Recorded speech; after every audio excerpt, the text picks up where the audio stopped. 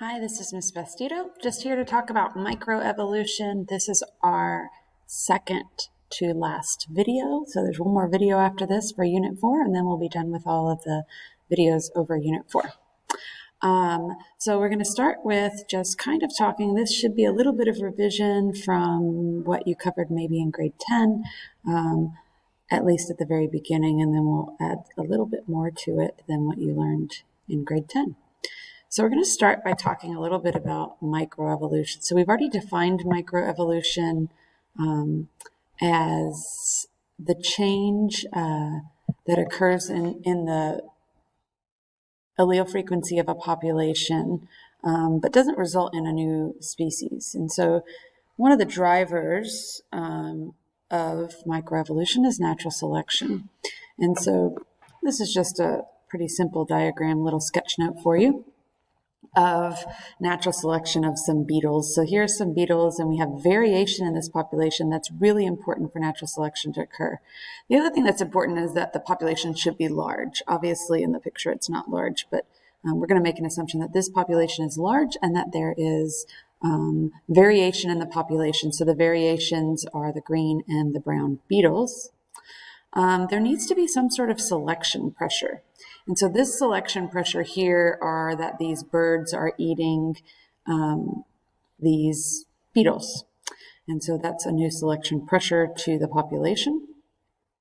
And the green beetles tend to get eaten more often than the brown beetles. So the green beetles are being selected against in this case. And so because of this, we have something called differential reproduction. So that means because the brown beetles are able to survive, they survive and they're able to reproduce more than the green beetles because many of the green beetles are being eaten. And so the brown beetles will reproduce, and when they reproduce, they're going to pass on their trait. And so then in the next generation, we find there's more brown beetles than the green.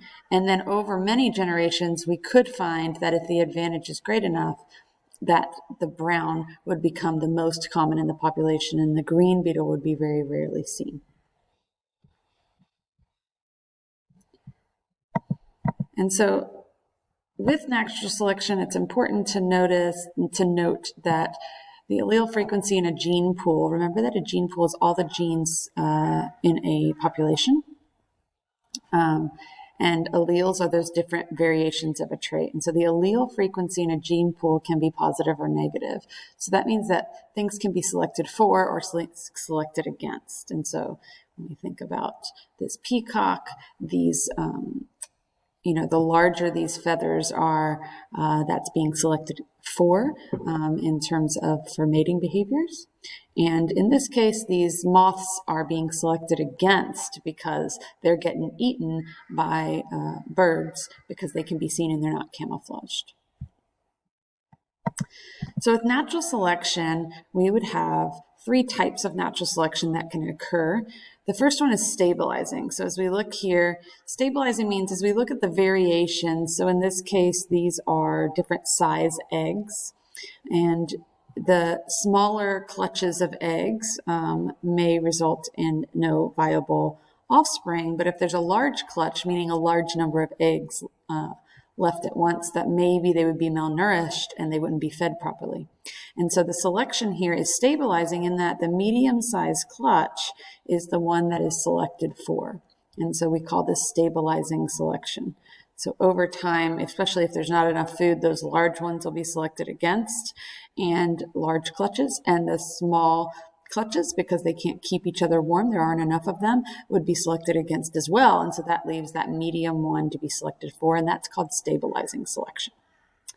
In directional selection, we did talk about this in class in terms of finches on the Galapagos Island, that when they had a drought, that the larger beaks were selected for. And so if the original population had sort of a bell curve here, the beak size, those smaller beaks, if they can't get food, then they would over time die out and not live to reproductive age and not reproduce as often as those with the larger beaks. And so we would see a shift in the size of the beaks. And so if it shifts to one side, so in this case, it's shifting to the larger beak, but the opposite could be true. It could shift to the smaller beak. So it could go closer to here. Then we call this directional selection. So it's going one direction or the other. So we're talking either in that smaller beak size or the larger one. And then disruptive selection is when both extreme phenotypes are selected for. And so we have, in this case, we've got some moths, and the intermediate moth is selected against, whereas this female moth here mimics an unpalatable species, and so does this one. So these two phenotypes are doing mimicry, which means that they look like another butterfly that is actually doesn't taste very good to birds. And so if they look like that, then the birds won't eat them. And this one here doesn't have that. It doesn't have this mimicry, and so birds will eat it. So this one gets selected against, and we end up with disruptive selection. We end up with both extreme phenotypes and nothing in the middle. With microevolution, we have we've talked about natural selection, but the three processes that drive microevolutionary change are mutations. Mutations are random, but they often can, not always, will lead to maybe an advantage under a selective pressure, and if they do, then that can lead to natural selection. Then the other two that you've probably not heard of before, genetic drift and gene flow, and so we'll talk about each of these. So as we look at mutations, just as a reminder to us, mutations are random. The selection for them is not random, or against them is not random. Natural selection is not random, but the mutations themselves are random. And so the changes in the DNA, remember those A's, T's, C's, and G's? Those are mostly the mutations we're talking about here. And so like a small change might produce a different protein, kind of a little example, but this protein is shaped differently, and so it produces a different color mouse in this case. So you had white and black. So one of these is a mutant. The black one is the mutation. So originally all these mice were white, and then there was a mutation, and now there's a black mouse. Now that mutation might not stay in the population. If there's a disadvantage, it might get selected against, or it might be neutral. Most mutations are neutral, and so most mutations are not good or bad. They're just different, or variations. When we look at genetic drift, this becomes a little more difficult in a few things that we haven't discussed before. So genetic drift is random. And so think of a population. Here's some frogs, and there's a few different colored frogs. And randomly, there's some disaster. So some kind of natural event that occurs.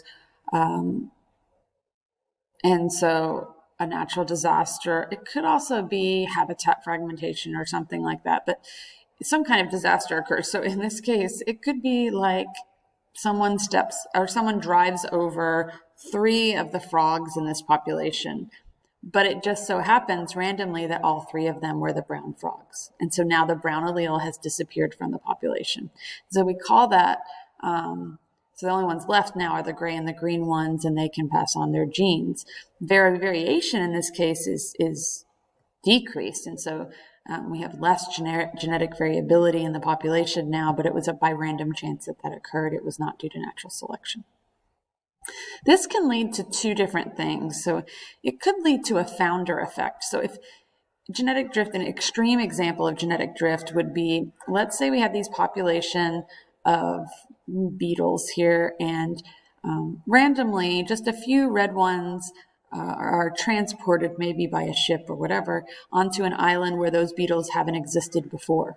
And they reproduce, but it was only the red ones that went there. And so we call that genetic drift because now the population on this island is going to be different than the original population. It can also lead to bottleneck. And so this is kind of a silly example, but if we put all of these gumballs in the gumball machine and we randomly take out, 10 or something, and then those 10 happen to have no blues, then even though 20% in here is blue, we didn't end up with any blues. And so the new population is going to have no blue in them. And so that's kind of the same example as we talked about here, but it can lead to a bottleneck where just by random chance, they were not chosen or they were chosen against. And so because of that, we end up with a population whose genetic differences are not as varied as the original population. And so just remember with genetic drift that it's random. It typically only happens in small populations, so we don't really see this happening in large populations. And the event that occurs causes a decrease in genetic variability. And then the last process that you need to know about that is a driver of microevolution is gene flow. And so students oftentimes get this confused actually, I'll go back here to the founder effect. So remember with the founder effect, we are going a few of the population leave and go to an island and reestablish a new population with a different allele frequency. With gene flow, that's not really what's happening. There's already a population over here. So we're not the new founders of a population. It's just the fact that in this case, some of these birds all have different genes than these birds, but some of them might fly over and join that population. So this is merely migration from one population to another. And so that gene flow between populations increases genetic variability within these populations. And so if we're looking at sort of our bug example again, mutations are caused by changes in DNA that can lead to increased variation and can also lead to natural selection under the right selective pressure. Gene flow is the idea that some from one population might join another population. That's kind of like me joining Australia. So genetic drift is a random chance event in a small population that happens to, in this case, he stepped on 3 bugs. Those 3 bugs just happened to be green, and so it was a random event. This is really all you need to know about microevolution. There's a bit more, but we think this is sort of the summary of the concepts within the microevolution. If you have any questions, just let me know.